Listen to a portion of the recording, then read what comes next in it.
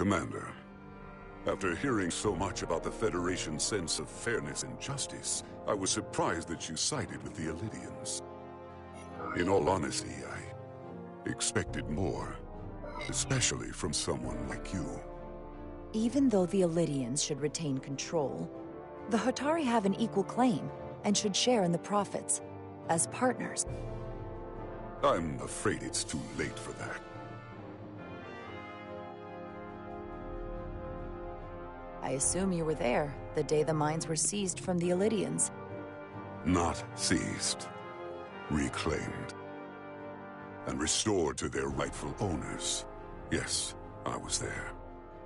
We had to be decisive, before the Illidians could even realize their worst nightmares upon them.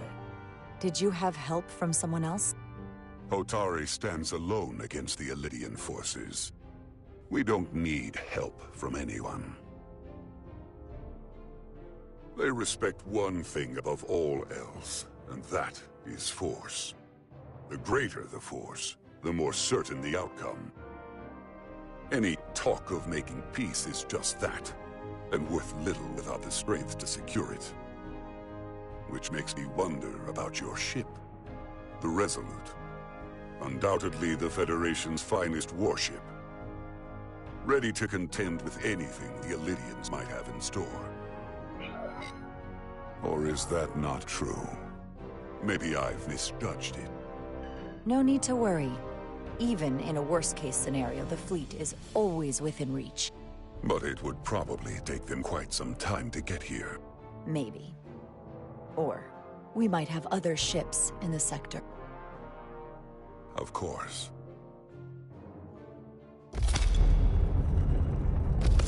Sidron. A pleasure meeting you, Commander. I'm sure we'll cross paths again.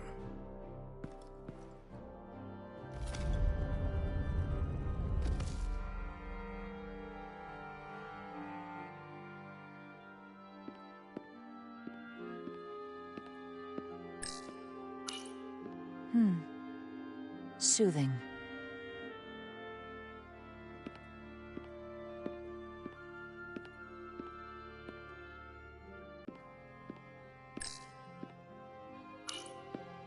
I have to say, I fully expected you to side with the Hotari.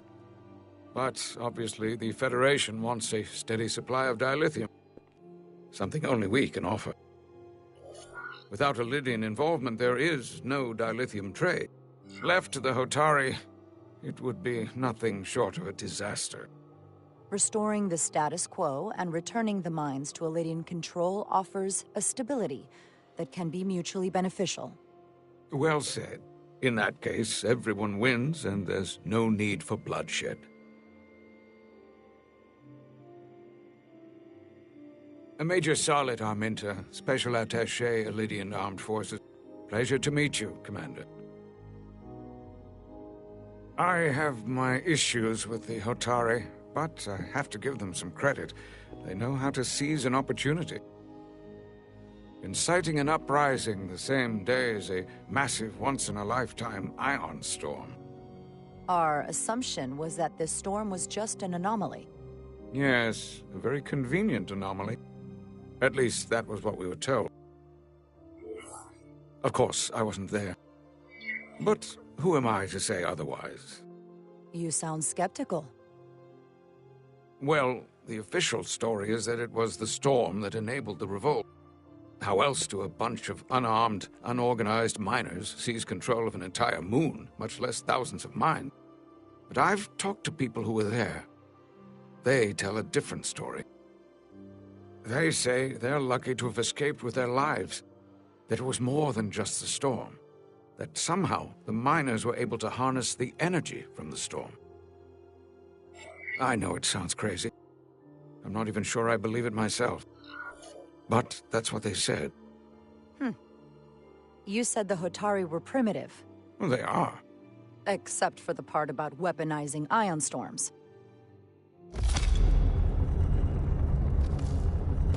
If you'll excuse me, Commander Rydek.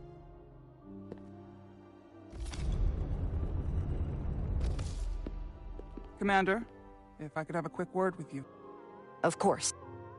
Commander Rydek, I have to admit, I was surprised when you said the Illidians should control the dilithium trade. I was under the assumption the Federation was neutral. Remain completely neutral. You have my word. I hope that's true. For all of our sakes. I saw you speaking with the Illidian. I'm sure they're painting themselves as the victims. The Illidians are under the impression the Hotari are somehow the cause of the Ion Storm.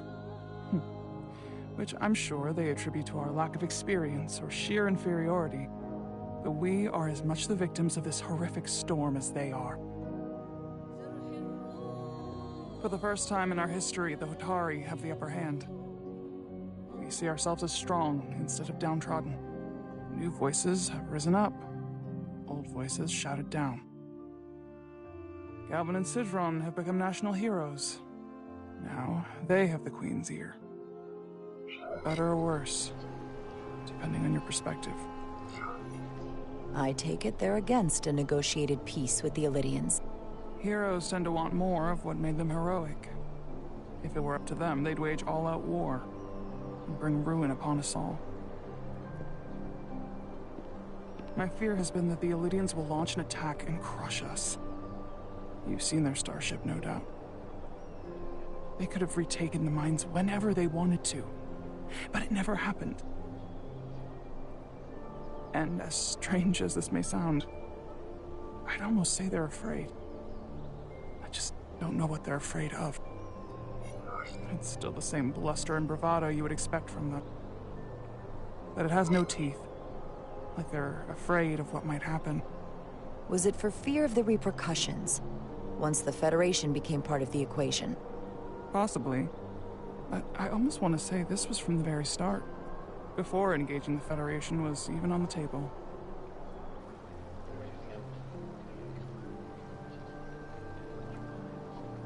Since the day of the revolt, Galvin has seized control of the mines and restricted all access. No one's allowed without his personal authorization. And they've taken over a section of the palace with just as much secrecy and security. I'm told it could be something they brought back from the mines. I've made inquiries, but everyone pretends it doesn't exist. I strongly suspect they're hiding something. Are you sure of this? It's been the talk of the palace since the day of the revolt. How can we know?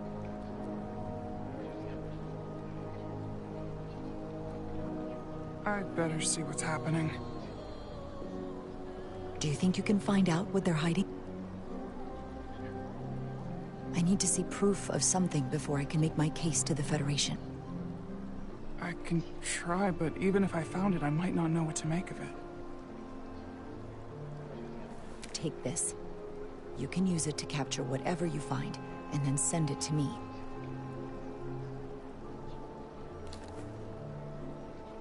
Thank you.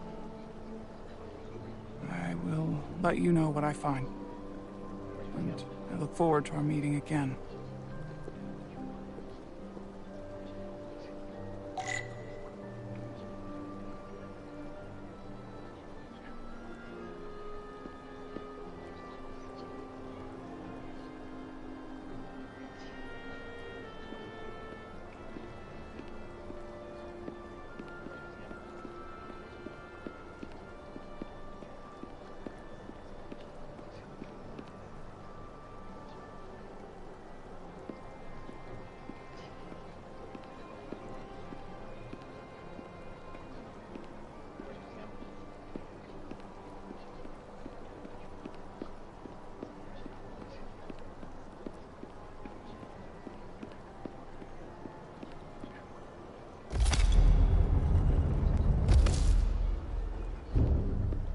Well, that was a disaster. What happened?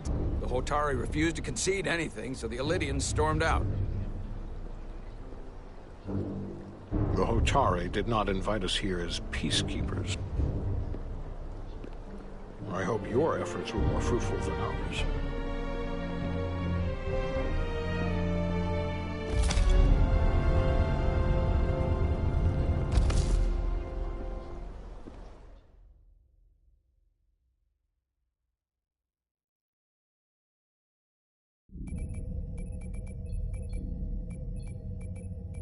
Gravitational harmonics failing to resolve.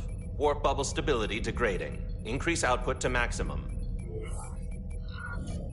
Increasing warp output to maximum. It's happening again.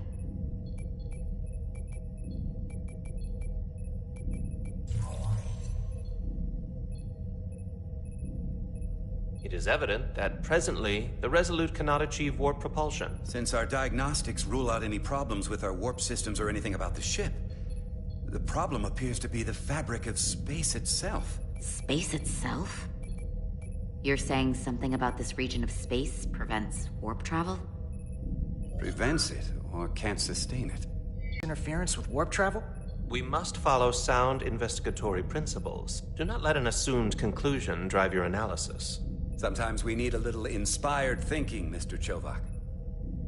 Captain Solano is on his way back from the negotiations, and I want to have some answers for him when he gets here. Indeed. Given the facts at hand, we may be able to deploy subspace probes around the ship to construct a clearer picture of the phenomenon.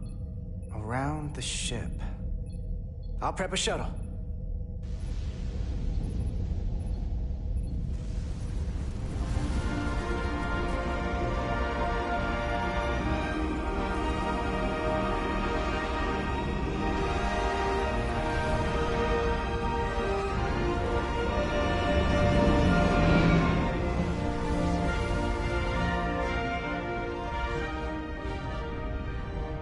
Setting up a waypoint at a distance roughly corresponding to the edge of our warp field.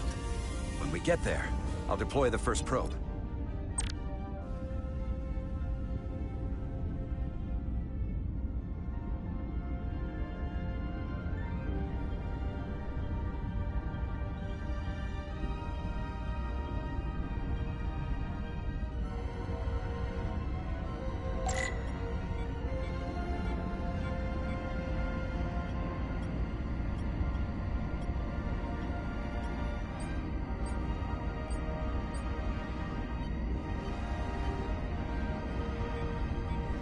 Commander Westbrook, the Resolute systems are calibrated to receive the probe's readings.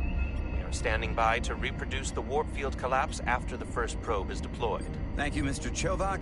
We'll be in position shortly. And, Mr. Diaz, do take care in piloting the shuttlecraft. Now is not the time to indulge in the human penchant for joyriding. Chovak probably isn't such a fun guy to work for, huh?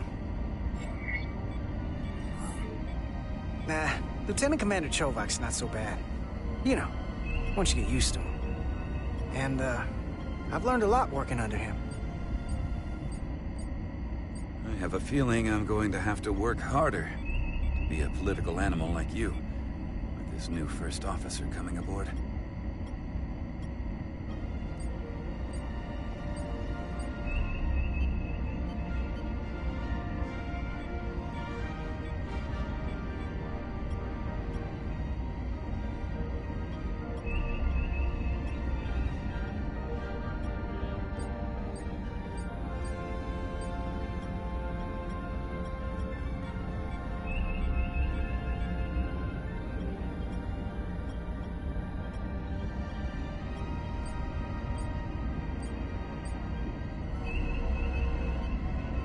This is far enough.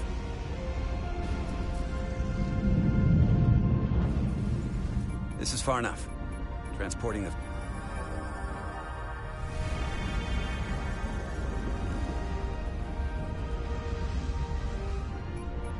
Westbrook here. The first probe is deployed. Understood. We are reading it. We are about to replay the simulation.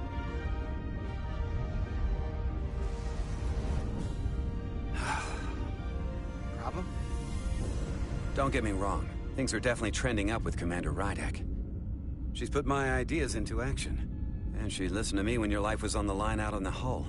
That sounds like a good thing. It is. But I'm still trying to figure out if she's right for the... She's the boss. You gotta respect that. Right. That's just what a good political animal should say.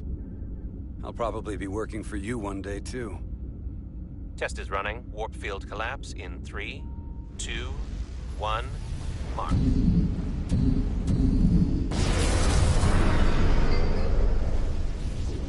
Whoa. All right, that is definitely a problem with the fabric of space. We need to get another probe out there.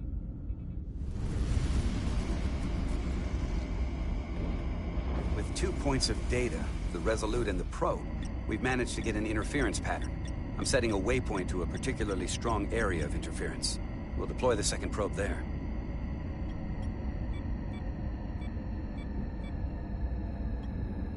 Listen, I'm gonna give you a piece of advice I wish someone had given me.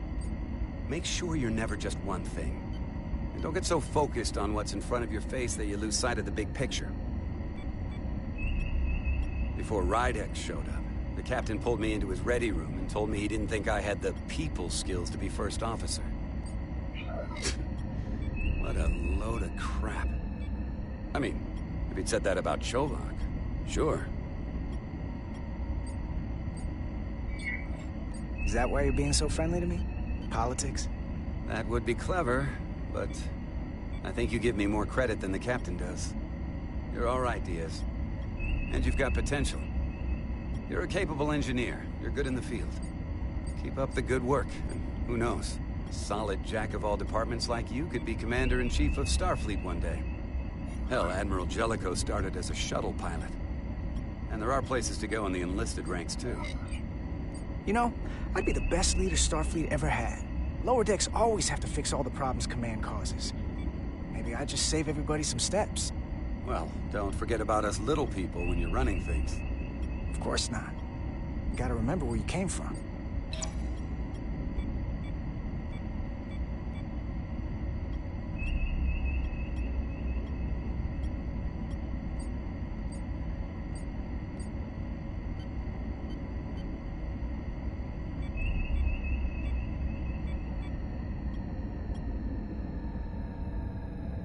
Here.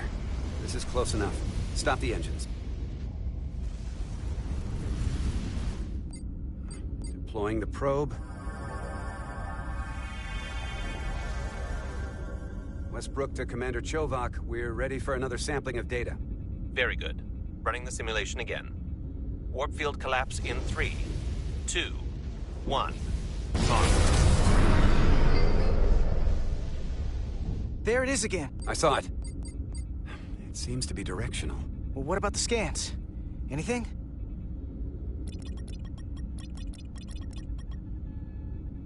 Here's the readings in relation to our local space. We've got the Resolute, Otari Prime, and the probes. All this interference is overloading the sensor buffers. We're gonna have to triangulate the sensors manually.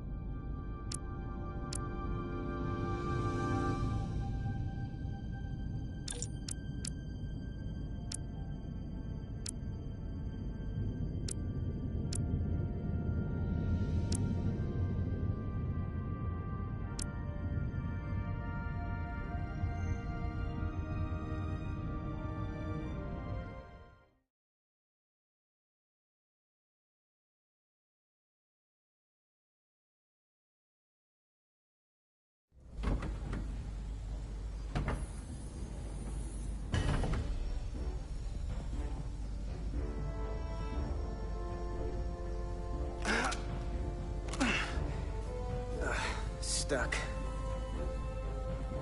I got just the thing.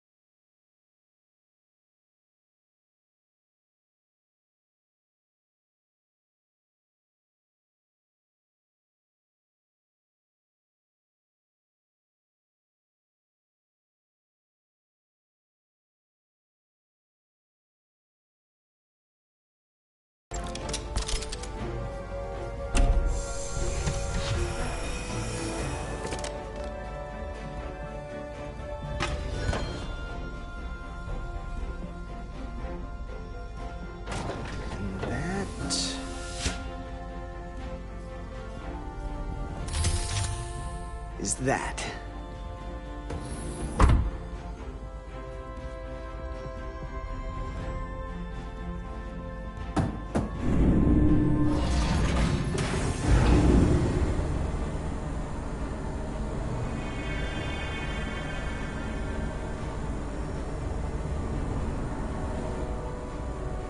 I thought the thing was totally fried.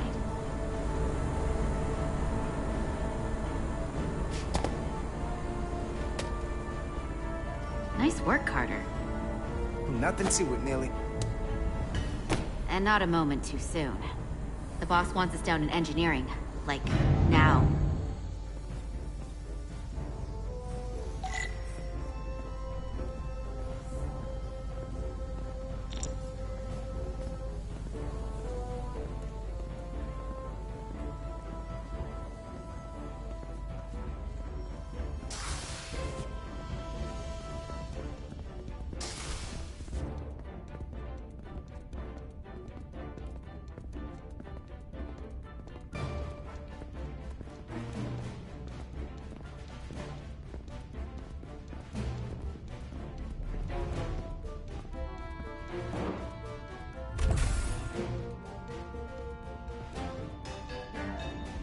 Engineering. I heard the new XO just arrived. Won't be long before we get underway. I just hope whatever Chovak called us down for, it's something good. I can never tell with him. I'd rather not end up degaussing plasma manifolds. Hanging upside down makes me queasy. Orders are orders, Neil. You know what they say? There are no small missions. Every expedition has a purpose. Even if we don't know what it is yet.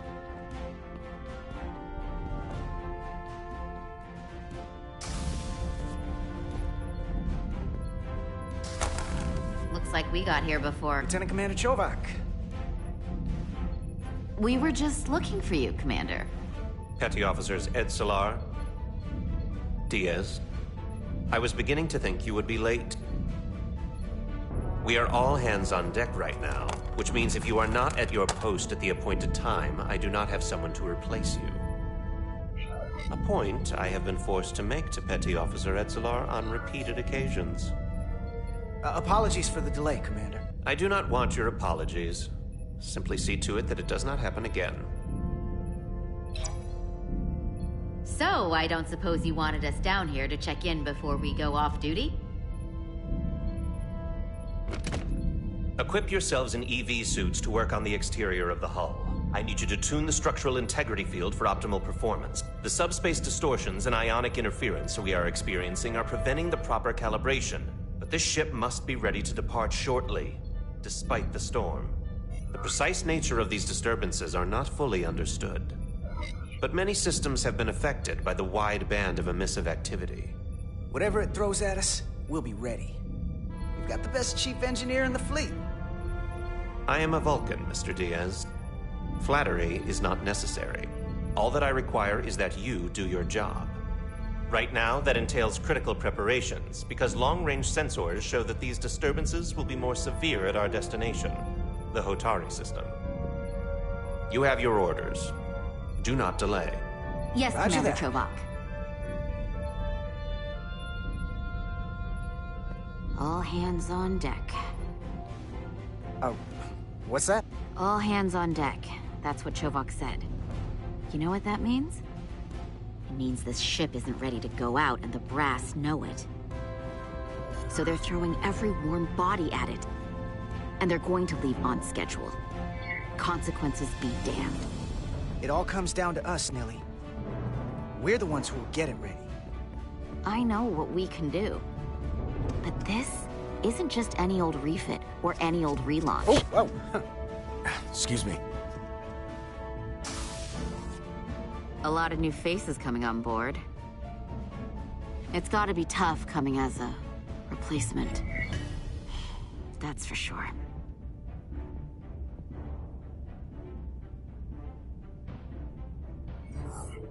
Man, we've been through a whole hell of a lot as a crew.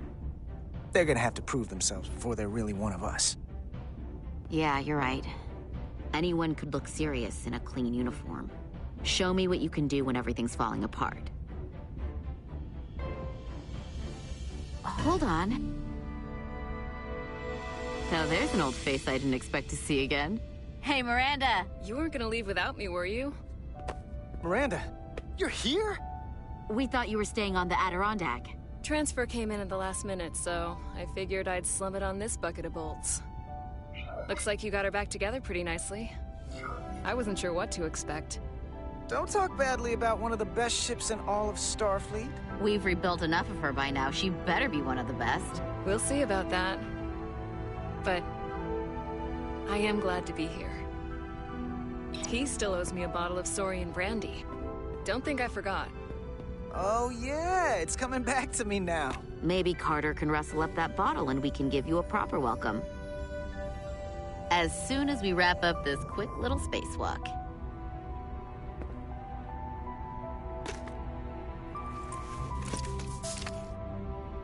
Here, let me help you. Thanks. So what's the word? Are you back in the security rotation? Yep. Still running with the usual suspects. Whoa! Good to go.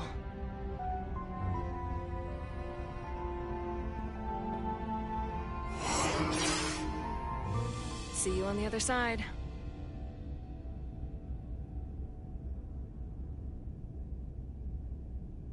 Activating magnetic souls.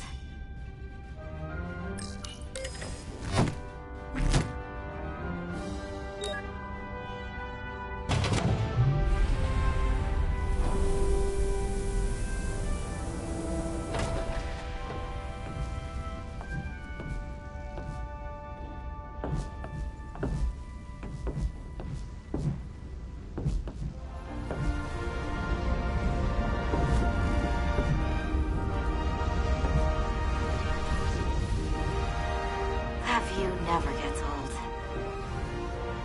Let's go.